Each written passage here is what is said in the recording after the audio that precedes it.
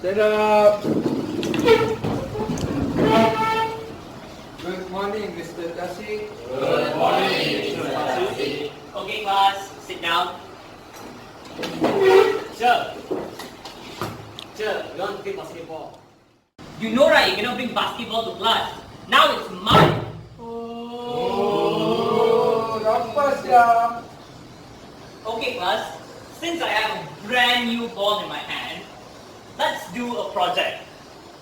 And our project name is called Projectile. Projectile? Let's roll. Okay, class. For today's lesson, let's investigate. Let's indicate what distance, how far are you able to throw this basketball? Oh, man. Who wants to try? Teacher, I can throw the furthest. Believe it or not. Okay, ah? Yeah.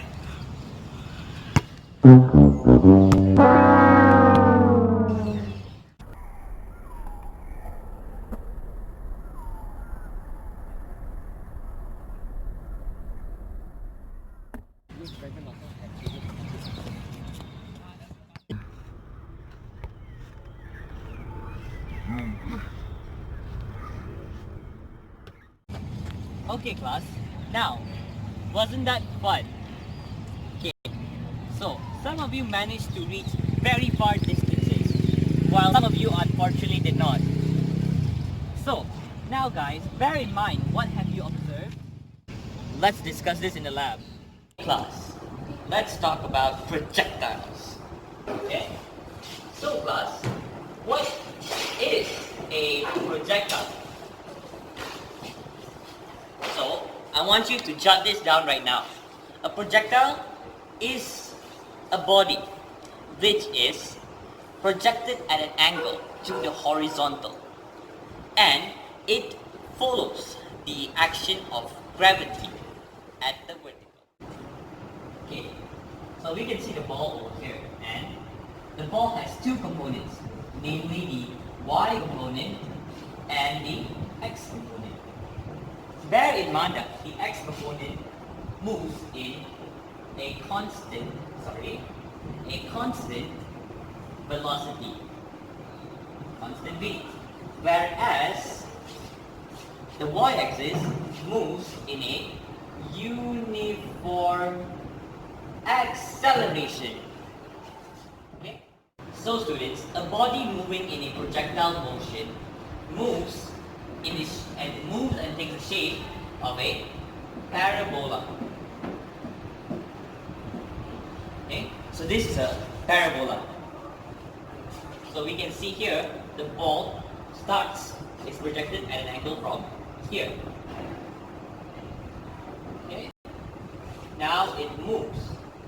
As it moves, the y-axis or the y component is actually changing acceleration uniformly. So if it's 50 here, it becomes 40 here. So now let's look at the horizontal component. Okay? So students, what would happen to the horizontal component? So if you see here, the horizontal component doesn't change. Why?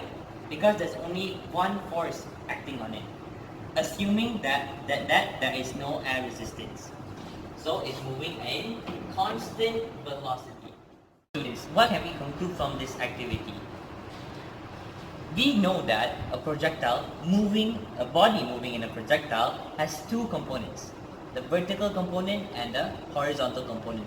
Resolving these two vectors, we are able to determine the resultant velocity. And using this diagram, we can also determine various stuff.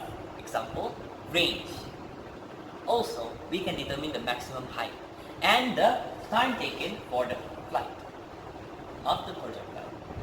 And finally, most importantly, we can also determine the best angle